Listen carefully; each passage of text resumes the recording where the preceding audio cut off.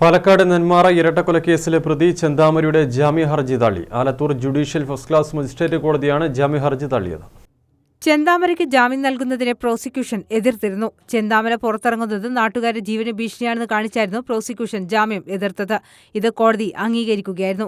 ജാമ്യം തേടി ജില്ലാ സെഷൻസ് കോടതിയെ സമീപിക്കുമെന്ന് അഭിഭാഷകൻ പ്രതികരിച്ചു. കഴിഞ്ഞ ദിവസം തന്നെ ജാമ്യാപേക്ഷയിൽ വാദം പൂർത്തിയായിരുന്നു. തന്റെ അറസ്റ്റ് നടപടിക്രമങ്ങൾ പാലിച്ചില്ലെന്നായിരുന്നു ചെന്താമരയുടെ അഭിഭാഷകന്റെ വാദം. താനാണ് കൊലപാതകം നടത്തിയതെന്ന കുറ്റസമ്മതമൊഴി നൽകിയിട്ടില്ലെന്നും പോലീസ് അതെല്ലാം എഴുതി ചേർത്തതാണെന്നും ചെന്താമര കോടതിയിൽ വാദിച്ചു. എന്നാൽ ഈ വാദങ്ങളെ പ്രോസിക്യൂഷൻ നിരസിക്കുകയാണുണ്ടായത്. കൊലപാതകത്തിന് ശേഷം ആയുധവുമായി ചെന്താമര ഇറങ്ങിപ്പോകുന്നത് കണ്ട സാക്ഷികളുണ്ടെന്നും പ്രോസിക്യൂഷൻ കോടതിയിൽ പറഞ്ഞു. ഇക്കഴിഞ്ഞ ജനുവരി 27-നായിരുന്നു പോത്തുണ്ടിയിൽ നാടിനെ നടുക്കിയ ഇരട്ട കൊലപാതകം. അയൽവാസി കൂടിയായ സുധാകരൻ, അമ്മ ലക്ഷ്മി എന്നിവരെയാണ് ചെന്താമര വെട്ടിക്കൊലപ്പെടുത്തിയത്. 2019-ൽ സുധാകരന്റെ ഭാര്യ സജിതയെയും കഴുത്തറുത്തു കൊന്നിരുന്നു. തന്റെ ഭാര്യ പിണങ്ങിപ്പോകാൻ കാരണം അയൽവാസികളായ സജിതയും പുഷ്പയുമാണെന്നായിരുന്നു ചെന്താമരയുടെ വിശ്വാസം. News desk, Kannur vision.